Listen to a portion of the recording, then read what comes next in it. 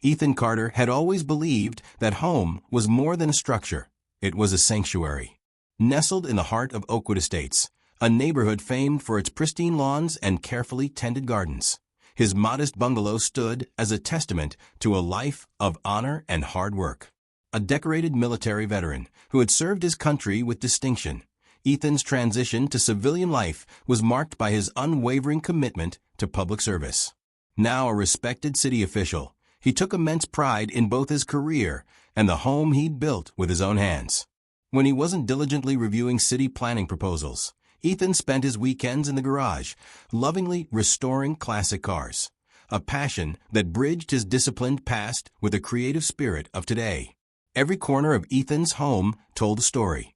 The hand-painted mailbox, the meticulously trimmed rose bushes, and even the quirky wind chime hanging by the front door bore witness to his appreciation for order and beauty.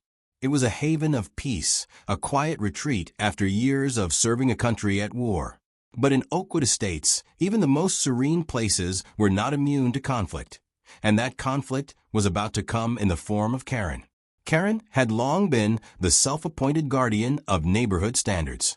As president of the Homeowners Association HOA, she wielded her authority with an iron fist. With an impeccable wardrobe, a perfectly coiffed hairstyle, and a glare that could curdle fresh paint, Kerren had mastered the art of intimidating those who dared question her decisions. Known for her unyielding enforcement of rules and an unwavering belief that the HOA's policies were sacred, she was infamous for doling out fines and issuing stern warnings at the drop of a hat. In her eyes, every house in Oakwood Estates had to mirror her exacting vision of perfection, even if it meant trampling over personal liberties. The trouble began on an unassuming Tuesday morning. As Ethan stepped onto his porch to greet the day, he found a handwritten notice taped to his door. The letter, crisp and official in tone, accused him of violating the community's aesthetic standards by allowing his porch lights to shine too brightly after dusk. Ethan, who prided himself on being a law-abiding citizen, couldn't fathom how a simple decorative choice could be deemed a violation. The notice was accompanied by a list of obscure rules and an ultimatum to comply within 48 hours. Before Ethan could even process the absurdity of the accusation, Kerren arrived. She stood at the edge of his property, her eyes narrowing as she surveyed his well-lit porch. With a self-satisfied smile, she introduced herself in a tone that brooked no argument. "Ethan," she began, her voice dripping with condescension, "the rules here aren't suggestions. They're mandates.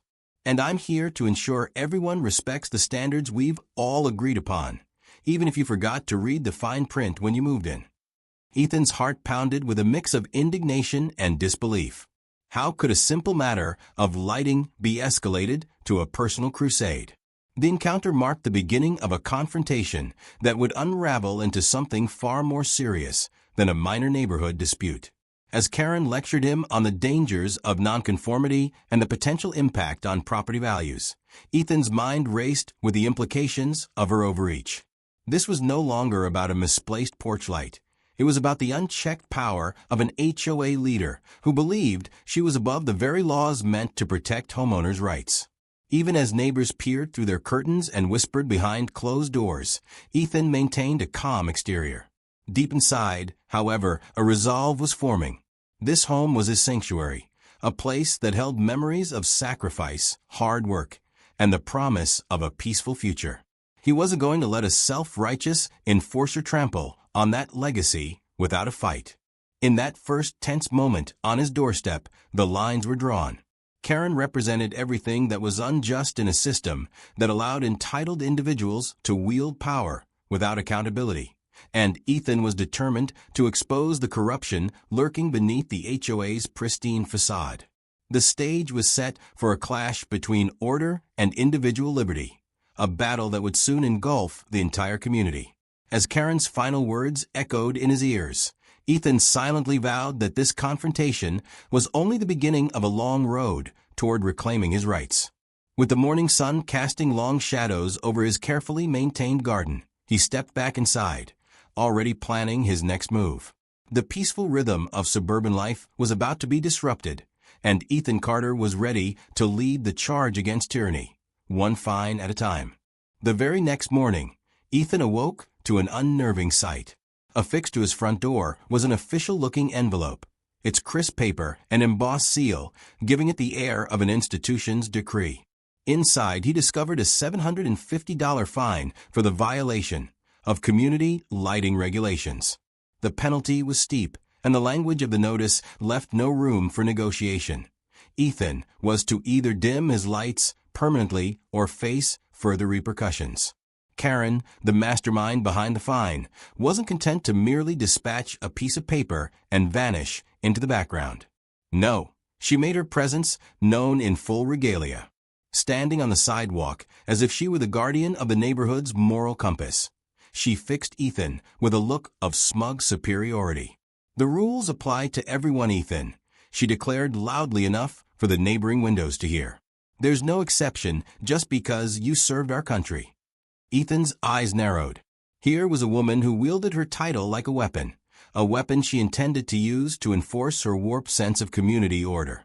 As the neighbors gathered at a safe distance, murmuring among themselves, Ethan calmly explained that the HOA's actions were not only arbitrary, but potentially unlawful. "I'm well aware of my rights, Kerren," he replied steadily, "and I intend to exercise them." His tone was measured, but his words carried the weight of authority, not just his city official badge, but also a lifetime of experience standing up for what was right. Despite his measured response, Kerren's reaction was swift. Within hours, an inspector arrived at Ethan's doorstep, clipboard in hand, to verify the alleged violations. The inspector's visit only seemed to fuel Kerren's determination. "I have inspectors coming, Ethan," she warned, her voice laced with threat. "The HOA doesn't take kindly to defiance. You do well to cooperate." Her statement left little doubt. Compliance was not optional, and defiance would lead to a relentless barrage of penalties and legal challenges. But Ethan was not one to be bullied.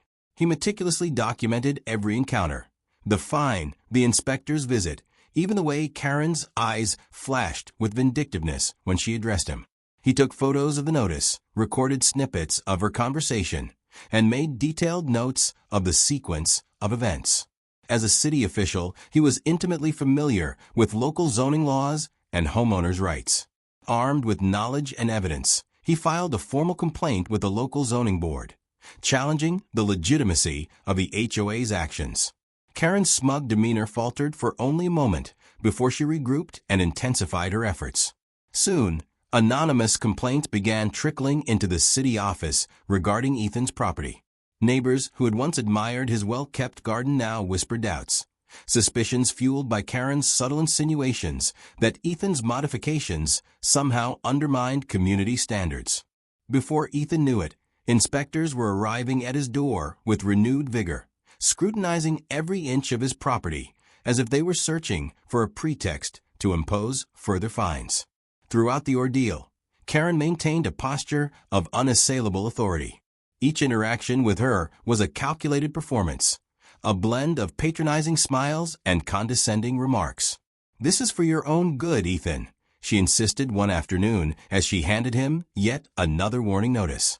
"You must understand that maintaining the aesthetic integrity of our community is a responsibility we all share." Yet, behind her measured tone lay a palpable air of entitlement, a belief that she was the only one capable of defining what was acceptable in Oakwood Estates. Ethan, for his part, remained steadfast. Every new fine and every unwarranted inspection only deepened his resolve to challenge the HOA's overreach. Late one evening, while poring over local ordinances and case law in his study, he realized that the HOA's actions skirted the very edges of legality. With renewed determination, he began reaching out to legal experts and sympathetic board members who had grown weary of Kerren's authoritarian tactics. The first power move by the HOA had clearly set the tone for what was to come, a relentless pursuit of compliance, regardless of fairness. As Ethan closed his heavy law books for the night, he couldn't shake the feeling that Kerren's crusade was about more than just a simple issue of porch lights. It was about asserting control, about forcing every resident to bend to a singular, inflexible vision of community order. And in that moment, Ethan realized that the battle lines had been drawn.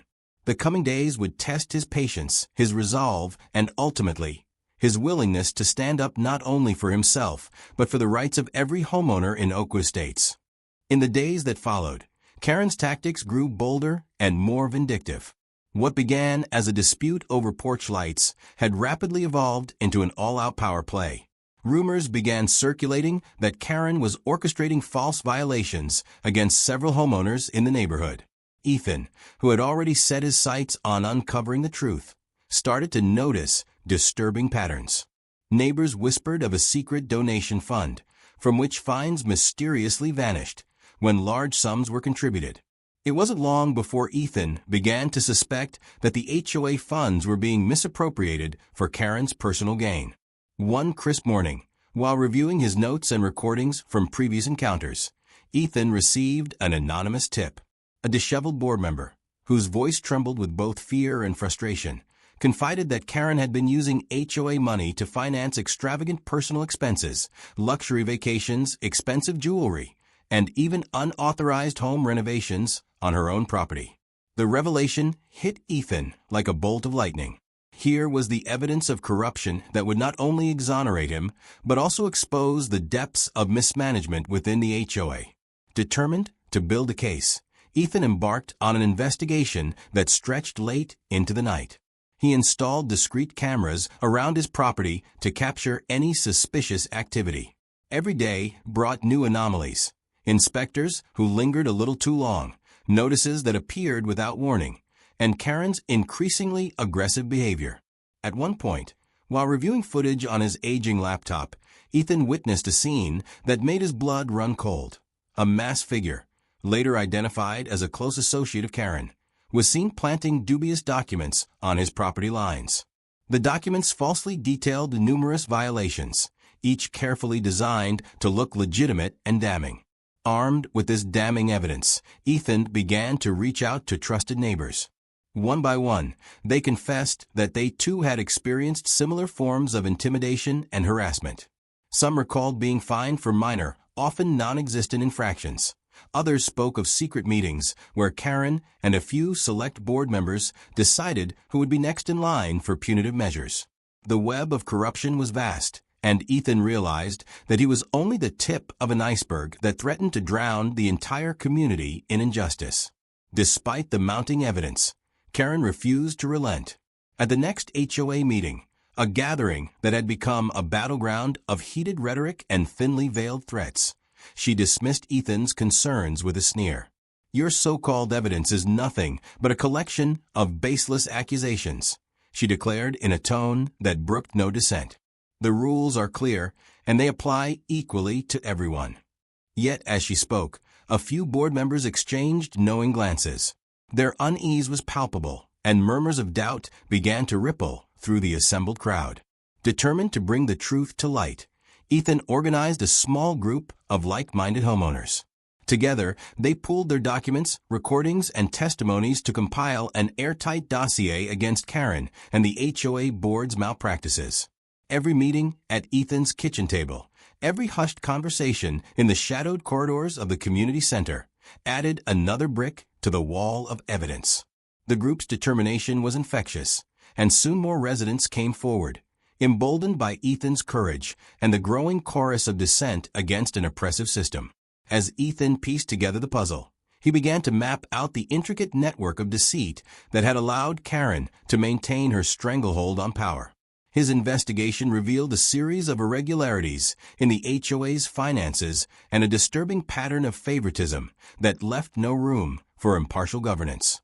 What had once been a simple dispute over a few extra lumens had transformed into a full-scale expose of corruption and abuse of authority, a story that would not only shake Oakwood Estates to its core, but also serve as a rallying cry for homeowners everywhere. By the time Ethan finished compiling his evidence, the situation had escalated beyond repair.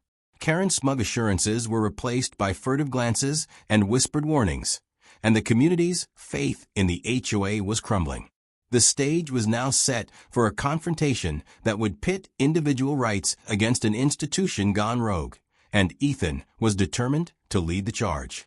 With the dossier safely tucked away in his briefcase and a steely resolve in his eyes, he prepared to take his fight to the next level, exposing the very heart of the corruption that had plagued his once peaceful neighborhood. Just when Ethan thought the situation couldn't worsen, the HOA unleashed a new wave of intimidation that left him reeling. One morning, he awoke to find that his driveway had been partially excavated and his car immobilized by a tow truck parked conspicuously at the curb. The notice taped to the vehicle was a masterclass in bureaucratic absurdity, declaring that the HOA had approved community improvements that necessitated temporary removal of personal vehicles. In reality, it was nothing more than a thinly veiled tactic to pressure Ethan into submission. Kerren's audacity was on full display as she arrived at his driveway, clipboard in hand and a smug smile plastered on her face. "Mr. Carter, you must understand," she explained with an air of forced benevolence, "that sometimes tough measures are necessary for the greater good of our community."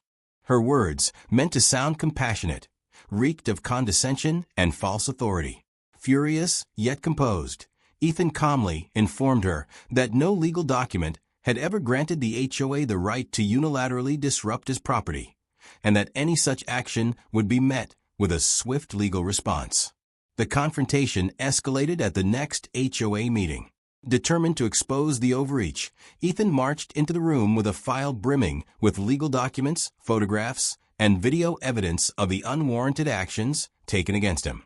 The room, filled with anxious homeowners and a few silent board members, fell into a stunned hush as Ethan methodically laid out the facts.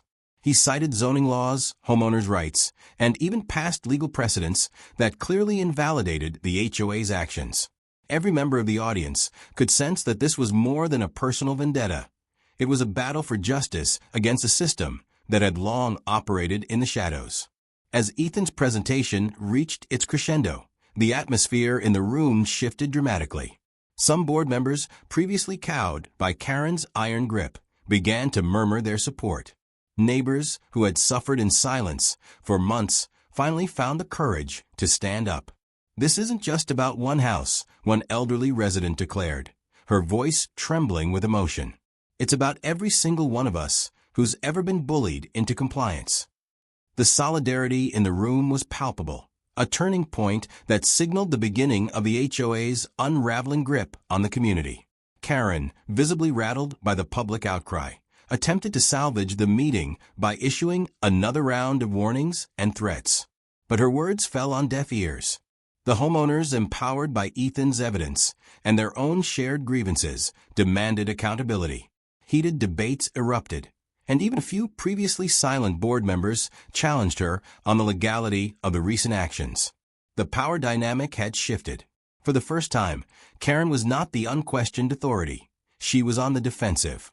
Outside the meeting hall, Ethan's supporters gathered in clusters, discussing next steps and how best to leverage the evidence against the corrupt practices. While Kerren retreated to strategize, the community began to realize that their quiet suburban life was not just about keeping up appearances. It was about standing together against an abuse of power. Ethan, whose determination had sparked this movement, felt both the weight of responsibility and the thrill of a righteous cause. With each passing moment, the HOA's overreach became less about enforcing rules and more about subverting the rights of individual homeowners. That night, as the community's collective resolve solidified, Ethan returned home to a property that now symbolized more than his personal haven. It was a beacon of resistance.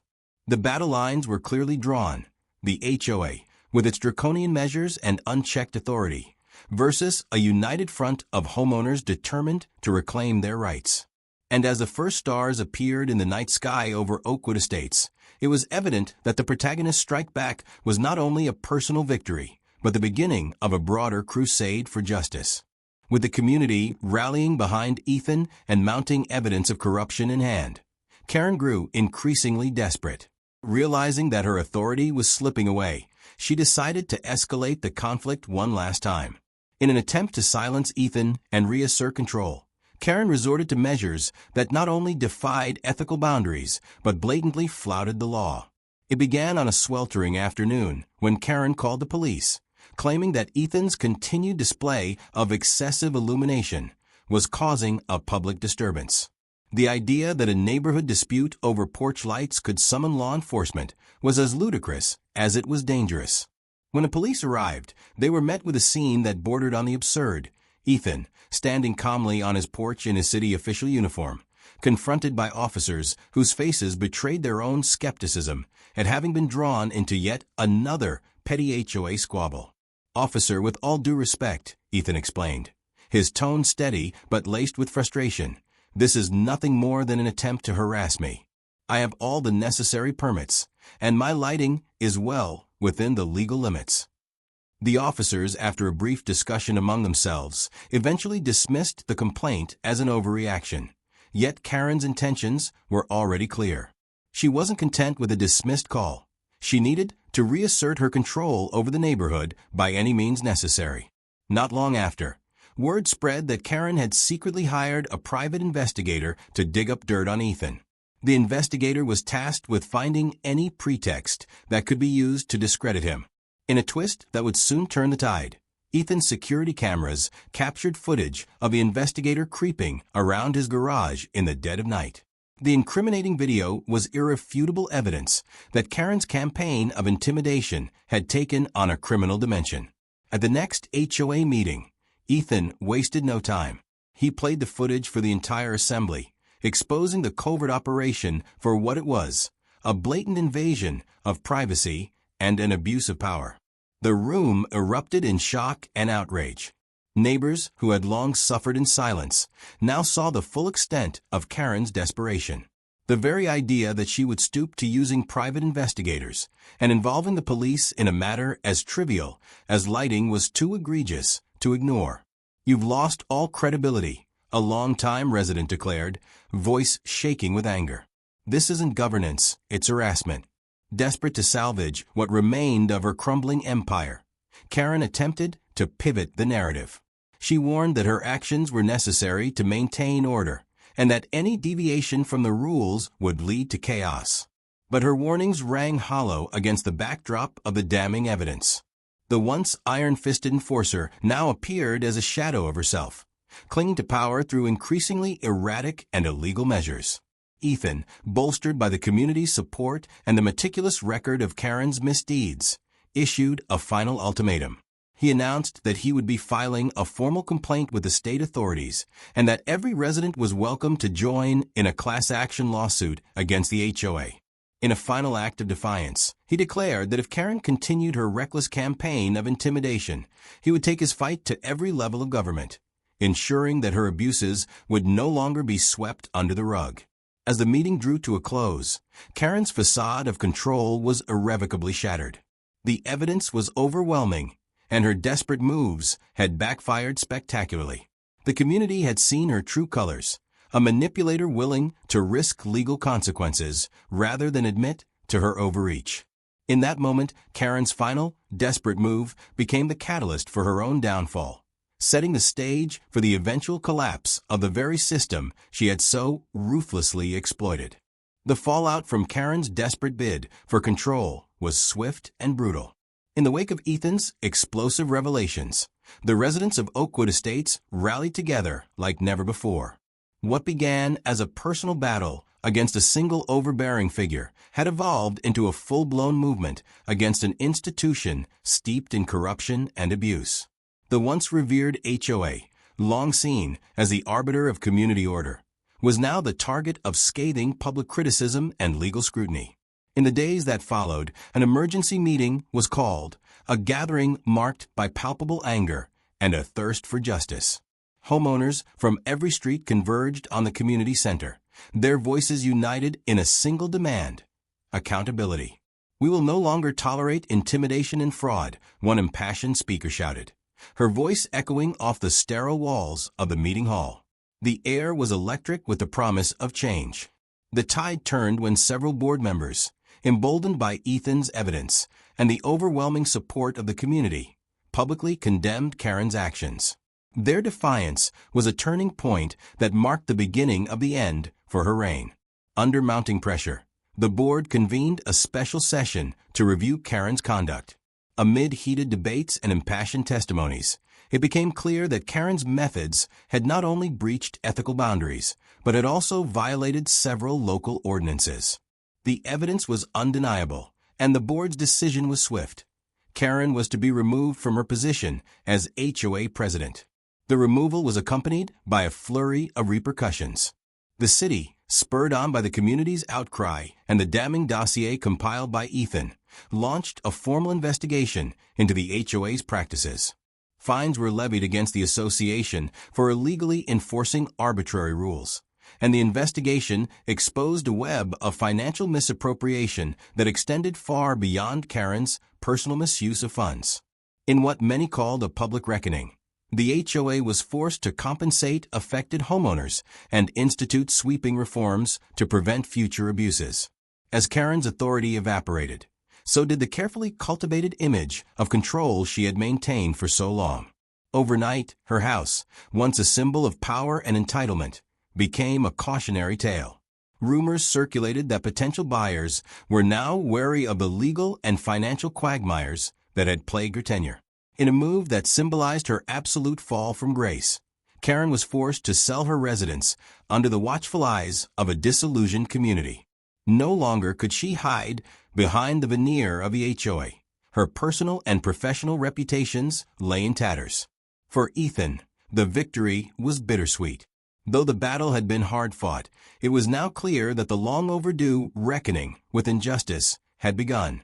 The community's newfound solidarity and determination to protect their rights had not only toppled an overbearing regime, but had also sparked a broader movement for transparency and fairness. In quiet moments on his now peaceful porch, Ethan allowed himself a small, satisfied smile. The cost of freedom had been high, but the reward was a community that stood together, no longer cowed by the threat of arbitrary power. Kerren's downfall had become a rallying cry, a testament to the fact that no matter how high someone rose on the ladder of entitlement, accountability was inevitable. The HOA, once a formidable force of oppression, was now under the watchful eye of both the law and an empowered citizenry determined to never let tyranny go unchallenged again. In the aftermath of Kerren's dramatic fall from power, legal authorities swung into action with a determination that left no stone unturned. The investigation into the HOA's corrupt practices quickly unfolded into a full-scale legal battle, with state regulators and local officials joining forces to dismantle the network of abuse that had plagued Oakwood Estates for years. The city imposed heavy fines on the HOA for illegally enforcing policies that had no legal standing. It wasn't long before word spread that a class action lawsuit was in the works, one that would hold not only Kerren, but also complicit board members accountable for their actions. Homeowners, emboldened by Ethan's leadership and armed with irrefutable evidence, became a formidable force in the courtroom. Testimonies from once silent residents painted a damning picture of systemic abuse, arbitrary fines, invasive inspections, and threats that had turned a once peaceful neighborhood into a battleground. Ethan, whose meticulous documentation had been the linchpin of the case, made his final power move by testifying before a special legislative committee. His detailed account of the HOA's overreach, combined with the overwhelming public support, resulted in calls for sweeping reform. The committee's report was scathing, recommending not only fines and restitution, but also the dissolution of the current HOA management structure. The report concluded that the HOA had strayed so far from its original purpose that a complete overhaul was necessary to restore trust and accountability. As legal proceedings continued, several board members found themselves facing charges ranging from fraud to criminal negligence. The courtroom became a forum for homeowners to reclaim their voices, a public catharsis that underscored the importance of protecting individual rights against institutional tyranny. For many residents, this legal reckoning was a long-awaited moment of justice, a signal that abuse of power would no longer be tolerated under any circumstances. The repercussions were far-reaching. New leadership was elected on a platform of transparency and community empowerment, and a series of regulatory reforms were put in place to prevent any future abuses. The HOA, once a symbol of unchecked authority, was transformed into an organization that prioritized fairness and accountability. It was a turning point that not only vindicated Ethan and his supporters, but also set a precedent for other communities facing similar battles. In the months that followed, the community slowly began to heal. While the scars of the conflict would remain for years to come, there was a renewed sense of purpose and solidarity among the homeowners. The legal consequences faced by the HOA served as a stark reminder that no one was above the law, and that the collective will of a community could overcome even the most entrenched abuses of power. The end of Kerren's reign was not marked by a violent ousting or a dramatic public scandal. It was a slow, grinding descent into personal ruin. Once the face of the HOA's iron-fisted rule, Kerren found herself isolated and disgraced. The very attributes that had once enabled her to dominate the community now became the harbingers of her downfall. News of the legal actions and the expose spread quickly, and soon Kerren was the subject of scorn both in Oakwood Estates and in the local media. Her lavish lifestyle, once flaunted as a symbol of success, was now scrutinized and ridiculed. Rumors swirled about her extravagant spending, and details of her misappropriated funds became common knowledge. Former allies distanced themselves, and even those who had once been intimidated by her presence began to speak out in condemnation. Facing mounting legal fees and the threat of further sanctions, Kerren's financial situation rapidly deteriorated. In a desperate bid to stave off bankruptcy, she attempted to negotiate settlements with disgruntled homeowners, but her offers were met with derision. One by one, her assets were seized or frozen by court orders. Her car was repossessed, her personal bank accounts were audited, and even her once pristine home was put on the market as creditors closed in. The final blow came when her husband, long disillusioned by her ruthless behavior, filed for divorce.